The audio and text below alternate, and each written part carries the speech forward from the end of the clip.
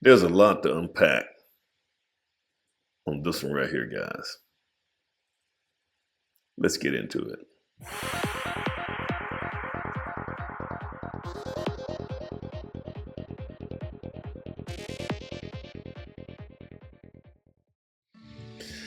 All right, guys, here we go again. This is Emmett Stallworth, the Alpha Builder. Guys, I was in Fairfield, Alabama, which is Fairfield is a small town right outside of Birmingham. It's in the greater Birmingham area. And I would say that Fairfield is probably 90, maybe 95% African American. And I can look this up, demographics of Fairfield, Alabama. Let me just see what we pull up. Oh, guys, it's 92.5% black, 5.24% white, 1.94% other two races, and that's Asian and Hispanics. This is a Home Depot that's in Fairfield, Alabama. And as you see, when you inside of that Home Depot, you see nothing. Guys, you see Hispanics getting all the products. And we'll talk about that in just a second.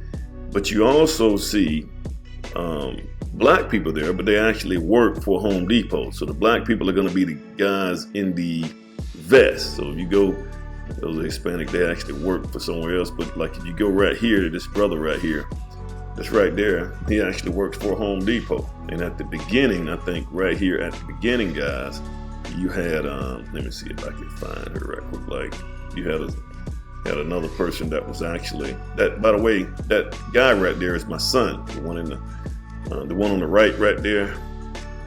That's my son. And you have, but look, guys, overwhelmingly Hispanic. And these guys are purchasing. You have a black lady right here that's checking them out. Now, let's just kind of get into this thing right here, guys. The people that was working there, so now the workers that were working there, it was probably half and half as well. You had half Hispanic females that were working at that Home Depot, and then you had half black, but the blacks was a mixture between black men and black women. I didn't see any Hispanic males working for Home Depot. I seen them coming in droves, gathering product to go do a job. And what you got to understand is the way it's set up now, you can actually go in as a contractor. Say, for instance, I could have those guys to pick up the job to go to my site. Okay. And so I can pay for it via phone, but they can pick it up for me, which is a good little service that is the Home Depot Pro Desk or whatever they have. But that works really, really good. But now, guys, you got to understand that we're in Fairfield, Alabama. Now, there are Home Depots all throughout. You got Hoover, Vestavia. You got all these little areas that's on, this kind of greater Birmingham area. But these guys were in the Home Depot in Fairfield, which I would argue that in that particular case, at this area right here, that most of those guys right there were doing work for African Americans. Because if they were doing work, because you got to understand, Fairfield, if they were doing work in Hoover, on one of the outskirts of Birmingham, it would be better for them to pick the stuff up in the Hoover area. These guys are picking this stuff up in Fairfield, which means that they're going to pick it up close to where they're going to do the work at. It just makes more sense for them not to be hauling it all over like Hoover, Trustfield, and all the other areas. Fairfield is predominantly black area, which I would argue that these guys are doing work for someone in Fairfield, which is probably more than likely black people. And this is the point that I'm trying to make, guys. The point that I'm trying to make, even we don't even want to use us. This is where we're at now, guys. We don't want to use us because now mind you, let's understand this right here. I got a little list of things I need to go through. There's a lot to unpack here. But mind you, so when you're dealing with African Americans, right? Now at one time, I can say this right here, at one time, guys, maybe about 15 to 20 years ago, when I first kind of got into this game, you could get work from Hispanic. It was just much cheaper back then than you could from anybody else, white men or black men. If you went to the Hispanics, I mean, you probably got the labor costs, and they did good work. But you could get it for cheaper back then. Today, guys, things have changed. Now, back then, see, here's what happened. Back then, the Hispanic labor was cheaper. Like, for whatever reason, some of those guys coming here, they didn't have the debt that we had, so they were cheaper, and they come out, they get the job done, they get on out the way. Then once all the white men and the black men, as far as competing with them when it comes to labor, we couldn't do it. That was back then, back about 15, 20 years ago. We couldn't compete. So a lot of the black men and white men, you know what we did? We took jobs. We took a job working at a company, getting paid by the hour. And we just let them have it. So now fast forward to today, all the Hispanic labor, now they bump their cost up because it's kind of like J.P. Morgan and John D. Rockefeller back when they did the steel. They lowered their costs until they drove all the other steel companies. The other steel companies couldn't compete, so they went out of business. And when they went out of business, they bumped their costs back up. Well, this is the same thing happened with Hispanic labor. So yes, the costs went down. Back then, it was really, really low. Now that all the black men and all the white guys are out of the business, we took jobs. Once we took jobs, they, as a collective, they increased their costs. Now, one thing I can say about the Hispanic guys is that they do actually get together and they collaborate and they make sure that they're consistent across the board on cost. You're not going to go to one Hispanic guy and you're not going to, and you're going to go to a whole nother one and they're going to be totally offset on cost. They're not going to do that.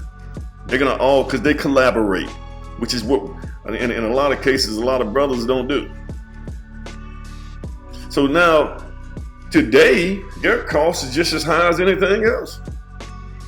So if you as an African-American or white contractor want to get out here and get into the game, you can, but you got to get the trade. You got to master the trades. You can do it today. You can do it. And here's the thing, guys. So if you look at this picture right here, you're going to see those guys who got these carts and they buying this product, they are getting paid. These guys are getting paid by productivity. They're not being paid hourly. These guys right here, when you see the guys, like that lady right there, she's being paid by the hour. If you fast forward, let me see, this guy right here, that guy right there is getting paid. He's getting paid by the hour. Now, here's the troubling thing about being paid by the hour, guys. Let me just get you to understand this right here. See, most of us have been indoctrinated on this hourly thing. And the reason we like hours, and I'm not saying this brother right here is that way, but I'm saying as a collective, in a lot of cases, I didn't say all, but in a lot of cases, the reason that we like to work by the hour is because we can clock in and we don't have to be 90 to 100% efficient on work productivity. We can clock in, we can go in the back somewhere. Heck, you can go in the bathroom and take a nap inside one of the stalls. I'm not saying that this brother's doing that, but that's what you can do when you get paid by the hour. You can hide, you can take breaks, you can disappear. You're not even, as a matter of fact, people who work by the hour, they're probably 30% efficient. People who work by productivity, that means you're going to get paid based on what you do, and you got to do a good job. You got to complete the job. You get paid better because you're getting paid by the product. It's a better way to get paid, guys. And now what I'm saying today is that if you got your business in order, because here's another thing, guys. Here's another thing that you got to understand. In the state of Alabama, this is in the state of Alabama. In the state of Alabama, if you are a contractor and you go out here and contract a job with a homeowner, and that job exceeds $10,000, and you're doing one thing on that job, guys, you have to have a limited home builder's license. So if I put in terms of, let's just say you're a deck builder. Let's finish up a deck, and that's what we were over there getting the stuff for. If you're a deck builder and you're contracting directly with the homeowner, and all you're gonna do is build that deck, that's all you do is decks, well, you have to have, and that job exceeds $10,000, you have to have an unlimited license. If you go in there and you exceed $10,000, or if you get in there and you just do two jobs, like say for instance, you do the deck and you're gonna do some siding too, now you gotta have a home builder's license. You have to have an unlimited home builder's license now. This is how this works. And so these guys right here, and I'm not saying that this is not the case, guys, but do we think, these guys, if they're out here doing work and they're doing one particular job, they have to have either a unlimited home builder's license or a limited home builder's license. Or if they're doing a roof, man, if they do a roof and that roof is over $2,500 in the state of Alabama, you have to have a roofing license. If you're doing work that exceeds $2,500. So that within itself, see, if brothers will go get their business in order and get your licenses, you can compete. You can compete. You can, but here we go again. So now what you would have to do now, it's going to take something that, it may even take something that, because you over in Fairfield, over in a predominantly black place, where they're doing a lot of business with a lot of black people. It might take you to have to do something that we claim that we just can't do. See, if you got your contractor's license and they don't have their contractor's license, that needs to be exposed. I'm not saying that they don't have their contractor license, because some of them, more than likely, they probably do. They got the insurances in order. I've never had a problem with Hispanic guys, but that's going to force everybody across the board to have their stuff in order. But brothers, we can't snitch. We can't do it. We can't snitch. I can't tell on them. And I was in there that same day, guys. The same day that you guys are looking at this right here, I was in here. And I saw a brother that I knew. And he had his, he was a contractor. He was a remodeler. He had his logo on his shirt and everything looked good. And, hey man, by the way, I asked him, brother, do you have your, you got your own builder's license? Nah, man. I got my own builder's license.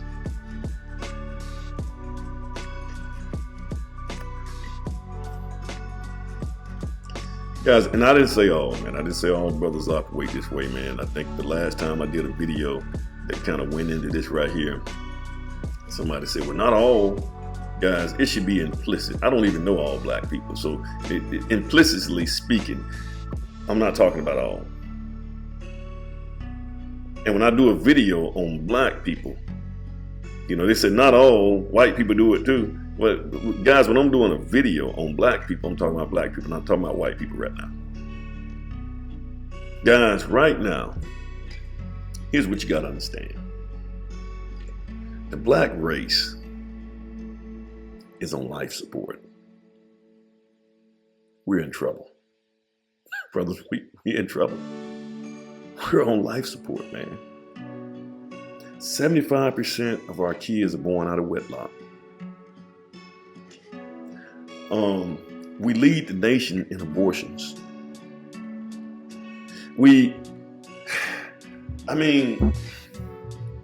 I can keep going with statistics. Divorce is running rampant in the African American. Divorces are running rampant in our families. Kids are not being raised up in households with their fathers. We're on life support, guys. You can't treat life support situations the same way you treat a normal situation. There have to be extreme measures. We got to get our stuff together. We got to pivot 180 degrees right now. This right here should let you know that there's a problem. We have a problem, guys. But I'm sitting here telling you guys that you can compete. If you get your licenses, your general liability, and you guys work on the biggest thing that you really need to focus on is your knowledge of your trade. If you guys master your knowledge and what you know about what it is that you're doing when you go out there, you would have this thing beat. Then you can go talk to black people who need these things done in their house, and you can talk very competent. And you can talk about how you're gonna charge and how they're gonna pay and how they're gonna do this right here and how your company is ran. I got my company, and they can look you up. They can go to the probate and look your company up. They can see these things. They can go to the Home Builders Licensure Board and they can look you up and they can see your license number. They see that you ain't out there being a jackleg. You can compete. The Hispanic cost is just as high as anybody else costs now, if not higher. You can compete if you wanted to get it white and black. If you want to get into the trades and you want to get out here and make money doing this right here, you actually can compete in today's time. But you gotta want to do it. You can't show up on the job site at 9 o'clock and then want to leave at 1 or 2. You can't not have your licenses and general liability insurance. See, you can't show up like that. And if anybody out here competing with you and they operate out of order and they don't have their licenses, you shouldn't have a problem turning them in to the Home Builders Licensure Board here in Alabama. These guys are operating without a license, man. Check into it. That ain't being no snitch. That's just being a businessman. You driving out the people, because see, if you sitting here paying for licenses and you paying all the things that you need to pay to keep your business in order, and they're not, that's not fair to you. It is what it is.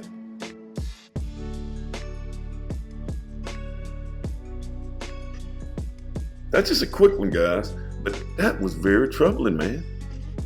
Me walking through here, looking at this right here, and I'm in a black community at the blackest Home Depot in the state of Alabama, and all I see, I don't see not one black person that's actually in here besides me and my son trying to get some product to do something based on production instead of doing something based on hourly wages.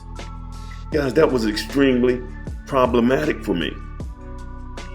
And this just reiterate the fact that, guys, we are in trouble. Our community, guys, is on life support.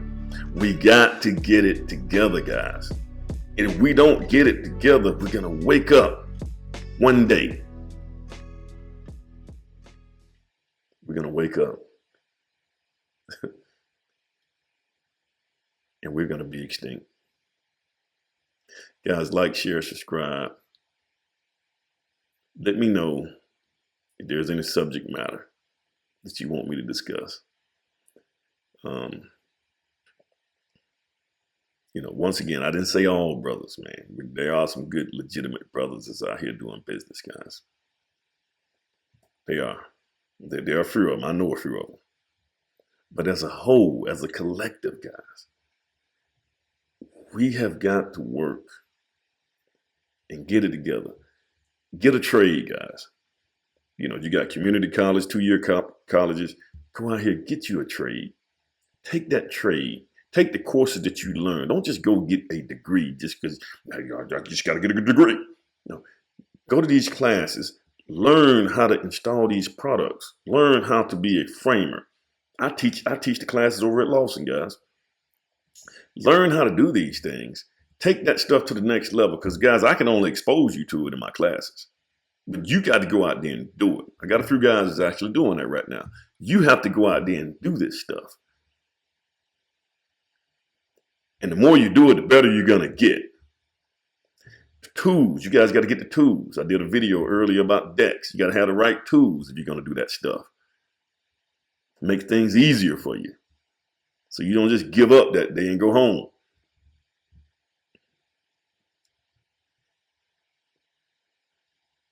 Like, share, subscribe. You guys have a good one.